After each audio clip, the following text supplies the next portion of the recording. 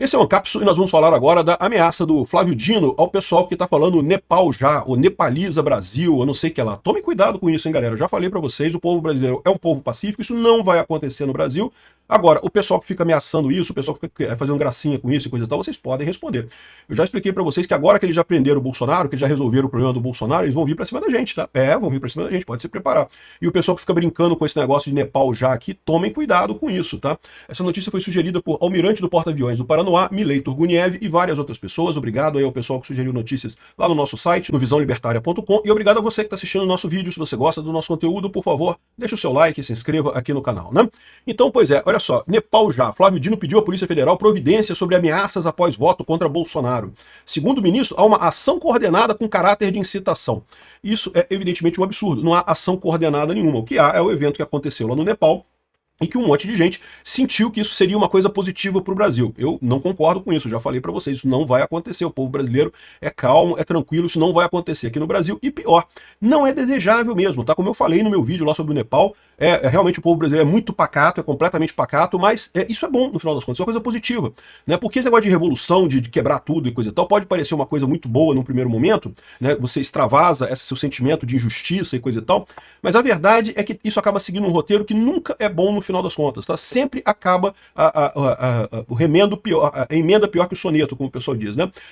Acaba piorando a situação ao invés de melhorar, né? O próprio caso dessa situação aí do Alexandre de Moraes é um caso desse, um caso clássico desse. O Alexandre de Moraes estava achando que com essas ações golpistas que ele está fazendo lá no STF de condenar Bolsonaro a qualquer custo, não sei o que lá, que ele iria pacificar e resolver o problema do país. Ele vai fazer isso?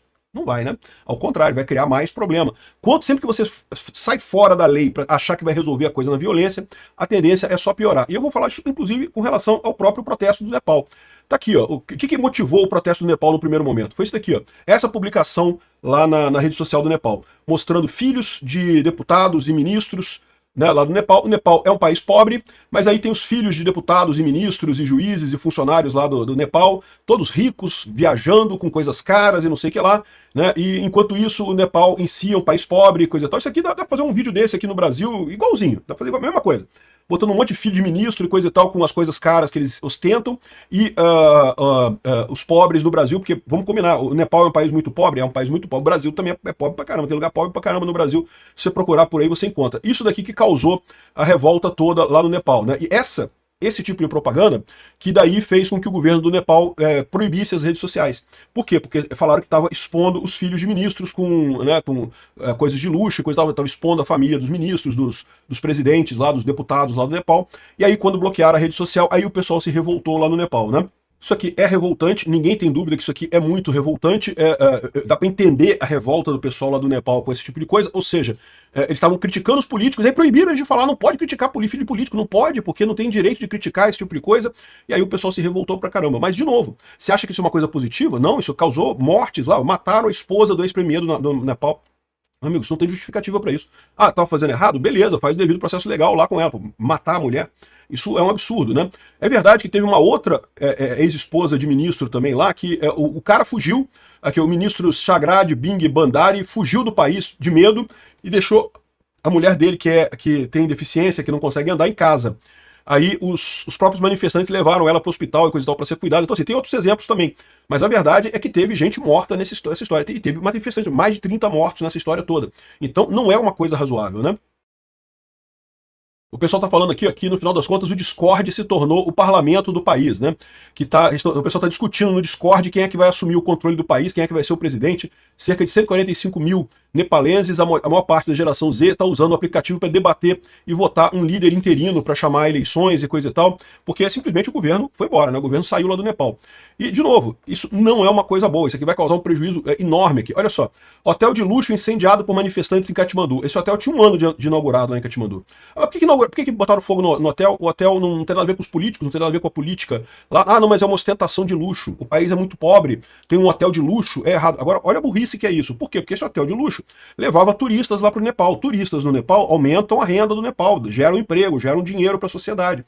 No momento que você bota fogo num hotel de luxo, porque tá ostentando luxo, não sei o que lá, você está prejudicando até as pessoas mais pobres do Nepal, está prejudicando a economia do Nepal como um todo, né? O hotel não tem nada a ver com o governo, né? Enfim, você começa a gerar esse tipo de confusão na sociedade, só piora a situação aqui. Ó. Atletas brasileiras tiveram que fugir do hotel que elas estavam no Nepal, esconderam na mata, tá? Tiveram que se esconder na mata, porque invadiram o hotel que elas estavam com medo, agora já estão em outro prédio, estão tentando sair do Nepal, não conseguem sair do Nepal. A coisa é complicada, que a bagagem do pessoal todo aqui tiveram que sair porque destruíram o hotel que elas estavam lá no Nepal. Não sei se é o mesmo hotel, tá? Se é aquele hotel de alto luxo que estava lá, pode ser que fosse outro hotel. Mas, de novo, qual a lógica disso de você destruir hotéis? Entendeu? Aí você pergunta pro pessoal, tá aqui, ó, 5 perguntas para entender o que está acontecendo no Nepal. Atos de violência tomaram conta dos protestos, manifestantes afirmam que o movimento foi sequestrado por infiltrados e oportunistas. Olha, onde é que eu já ouvi esse papo? Né? Pois é, depois começa a violência, aí é culpa do infiltrado. Aí, não, mas que começou a violência, é culpa do infiltrado, eu não tenho nada a ver com isso, foi o infiltrado que fez ali. Gente, revolta, você sabe como começa, você não sabe como termina. Esse é o grande problema. Pode começar pelo motivo mais bonitinho do mundo, como é o caso aqui dos filhos de político do Nepal. Concordo, é enervante isso daqui, um país pobre, os filhos de políticos cheios de dinheiro, abusando de roupa cara, de roupa de grife, não sei o que lá, né?